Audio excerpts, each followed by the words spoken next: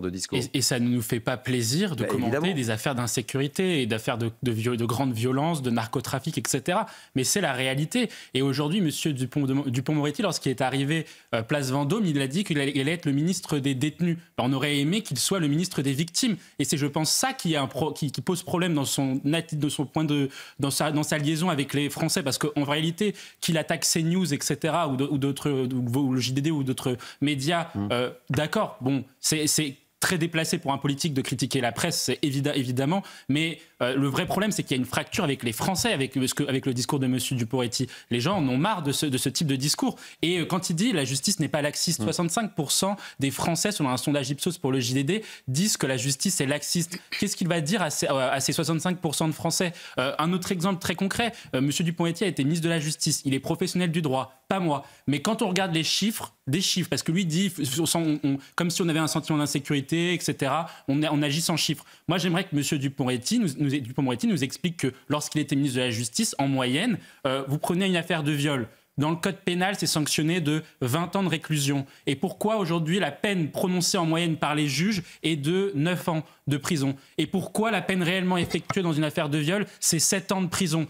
Pourquoi M. Dupond-Moretti était ministre de la Justice lors des émeutes ? Pourquoi quand vous caillassez une bibliothèque, une médiathèque ou une école, la peine encourue, c'est 5 ans de réclusion et pour autant la peine prononcée par les juges, c'est moins de 1 an, ce qui fait que la peine exécutée, il n'y a pas de peine de prison, justement, les gens ne vont pas en prison. Moi, ce sont ces sujets-là auxquels M. Dupond-Moretti devrait nous répondre. Or, le problème, c'est qu'il agite justement les fantasmes d'une partie de la classe politique qui s'est complètement coupée des réalités des Français, qui posent ces questions-là. Et je pense qu'un des enjeux de l'élection présidentielle, ça va être justement quelle réponse pénale aujourd'hui à la problématique de l'insécurité. Et ce type de débats sont des débats de fond. Il ne faut pas que M. Dupond-Moretti se défausse alors qu'il a été ministre de la Justice. Et on l'a vu, avec tous les sondages qu'on a pu publier sur CNews avec le JDD et nos confrères d'Europe 1, les attentes des Français sont énormes. La sécurité, ça fait partie des...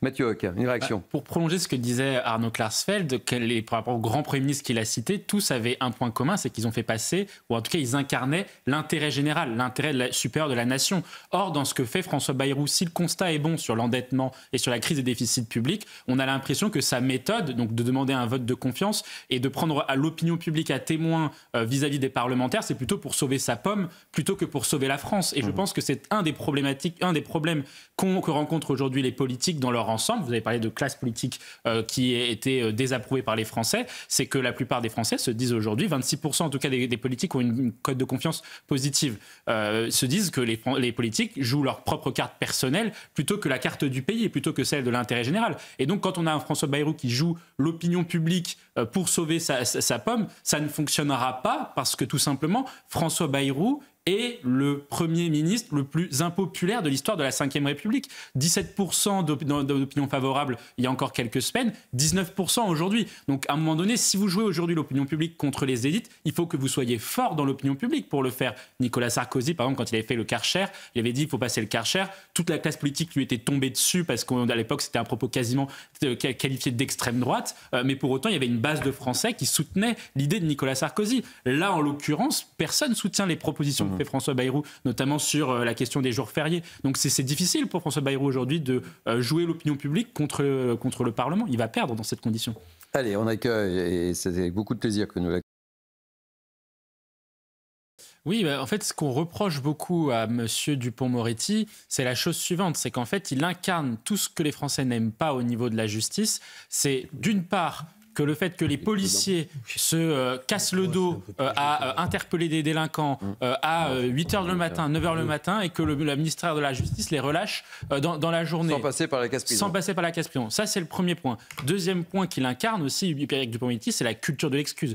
La culture de l'excuse, c'est consister à faire passer avant la sécurité des délinquants et des criminels, avant ou les droits de ces gens-là, avant la protection des victimes. Et c'est ça aujourd'hui le mauvais message qu'a envoyé Dupond-Moretti. Et c'est pour cela que ni CNews, ni les Français, ni personne n'a de leçons à recevoir de M. Dupond-Moretti. Et je terminerai dessus. Pourquoi ? Parce que quand vous regardez son bilan en tant que ministre de la Justice, un ministre de la Justice efficace, c'est un ministre qui, à mon sens, répond à deux indicateurs. En tout cas, répond positivement à deux indicateurs. le fait que l'insécurité, les indicateurs d'insécurité, donc répertoriés par le ministère le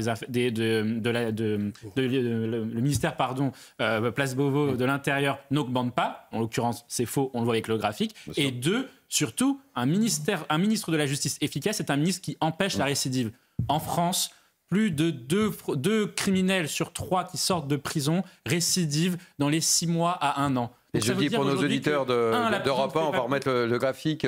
Oui, où on voit c'est important, nombre de victimes de tentatives d'homicide enregistrées entre 2016 et 2024, 2259 à 4290. Exactement, les chiffres, rien que les chiffres, et je terminerai dessus, parce que souvent ce qui est dit par certaines personnes, notamment comme M. Dupond-Moretti, c'est que sur l'indicateur des homicides, celui-ci a baissé ou n'augmente pas suffisamment, n'augmente pas beaucoup entre 2016 et 2024, puisqu'il est passé de 900 et quelques à 950. Mais la réalité, c'est aussi parce qu'en fait, à l'hôpital, on soigne mieux les gens qui sont victimes de tentatives d'homicide. Et donc, en fait, les urgences permettent justement, par la progression de la médecine, de sauver certaines vies qui n'étaient pas sauvées auparavant. Frédéric Lhoz, 2 mots de conclusion là. Très vite. Mathieu Hoc. Oui, en effet, alors que ça comporte, c'est la quasi-totalité aujourd'hui de l'électorat du socle, du bloc central, notamment des partis d'Emmanuel Macron, de François Bayrou, de Édouard Philippe, etc. C'est plutôt les personnes dites retraitées. Mais au-delà du suicide politique et donc électoral que ça suppose, M. Bayrou, je pense, se trompe sur un sujet. C'est que, certes, il fait le bon constat. Est-ce qu'il y a un problème avec les retraites? Oui. Est-ce que c'est la faute des retraités? La réponse est non.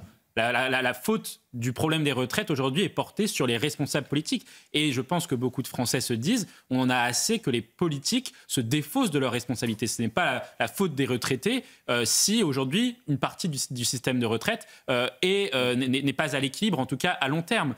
Et plus spécifiquement sur les retraités, ce que M. Bayrou ne dit pas, c'est que sur les 1 000 milliards d'euros de dettes que nous laisse M. Macron, un peu plus d'ailleurs de 1 000 milliards d'euros de dettes, plus de la moitié de celle-ci est créée par le déficit des régimes de retraite. Mais quand vous regardez le régime au niveau des retraites, quels sont les réels déficits au niveau des retraites? Ce n'est pas le régime général, donc le régime des actifs du secteur privé, qui est à l'équilibre. Ce sont le régime des fonctionnaires, 50 milliards d'euros par an quasiment, et les régimes spéciaux, RATP, SNCF, etc. C'est ça qui coule aujourd'hui le système de retraite. Donc si M. Bayrou veut faire un vrai diagnostic et s'il veut vraiment prendre à partie l'opinion publique sur un sujet de fond, pourquoi ne propose-t-il pas justement l'abolition dès à présent des régimes spéciaux, notamment régimes fonctionnaires et des régimes spéciaux? Parce que c'est ça aujourd'hui qui coule les retraités, au lieu de demander des efforts supplémentaires aux Français qui ne sont pas responsables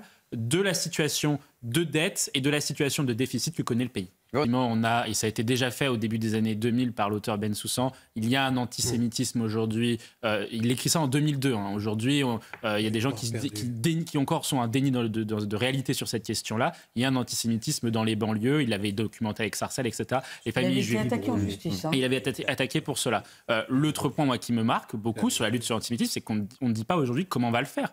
Comment on va faire? Moi je vais soulever un sujet quand même qui est majeur. Vous avez en France aujourd'hui, depuis le 7 octobre, 3000 actes antisémites, plus de 3000 actes antisémites depuis le 7 octobre.